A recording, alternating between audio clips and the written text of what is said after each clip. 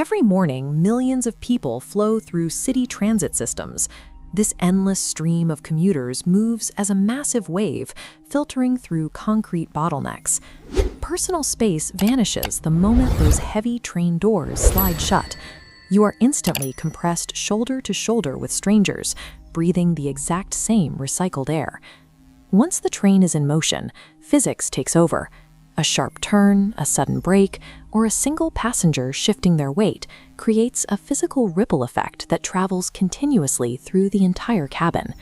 When you pack a metal tube to its absolute capacity, physical boundaries cease to exist.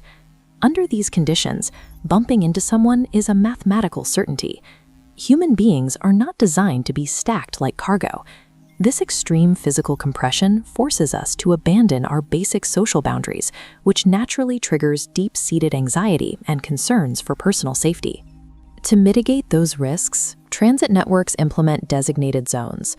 Recognizing the reality of public transport harassment, these reserved compartments attempt to carve out a legally protected boundary within the chaos. This environment demands constant vigilance from female passengers trying to navigate tight quarters safely. Meanwhile, male commuters often stand rigidly frozen, anxious that an unavoidable physical jolt from the train will be misconstrued as intentional misconduct. During the peak morning rush, even these protected zones overflow. Passengers desperate to make their shifts spill into any available gap in the general compartments, increasing the stress for everyone on board. Inside the carriage, it often feels like an interpersonal conflict between defensive strangers. Yet both sides are reacting to a hidden third factor that neither of them controls. Step outside the station and the scale of the problem becomes clear. Over the last few decades, urban populations have exploded, and the sheer number of bodies has outpaced the concrete and steel meant to support them. This chart illustrates a massive capacity deficit. The flat line at the bottom represents the maximum passenger limit built into the original station blueprints. The steep curve rising above it tracks the actual volume of daily riders trying to cram into the system today. When a train is held up for just 2 minutes, the arrival curve spikes. The platform fills faster than it can be emptied, pushing passenger density into the red zone. The friction against the train doors signals a mathematical failure in urban engineering rather than a loss of social etiquette. When a station platform crosses that critical capacity threshold, the environment changes completely. As the crowd forces its way over the threshold of the train, individual autonomy breaks down. People stop walking and start flowing as a compressed wave, where physical movements are dictated by the pressure of the bodies around them. Transit security forces face a logistical nightmare. In a space where no one has the physical room to raise their arms or adjust their footing, distinguishing intentional misconduct from a physics-induced collision becomes nearly impossible. When an infrastructure system pushes past its physical limits, individual agency is stripped away. The resulting arguments and side-eyes are unavoidable symptoms of a space that has failed its occupants. Surviving that bottleneck exacts a heavy toll.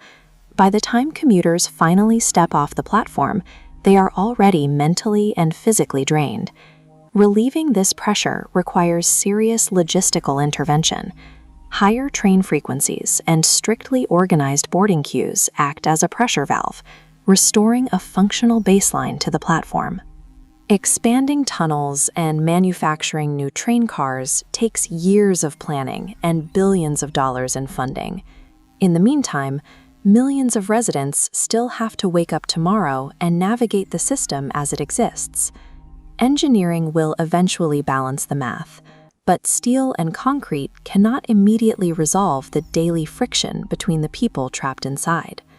Until the infrastructure catches up to the population, the most effective tool we have left is psychological, offering grace to the strangers standing on our shoes.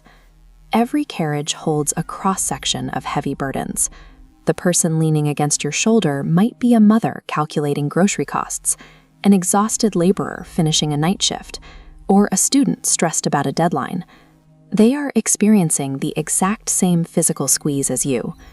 Realizing that the stranger beside you is simply trying to survive the morning system diffuses the instinct to assign blame.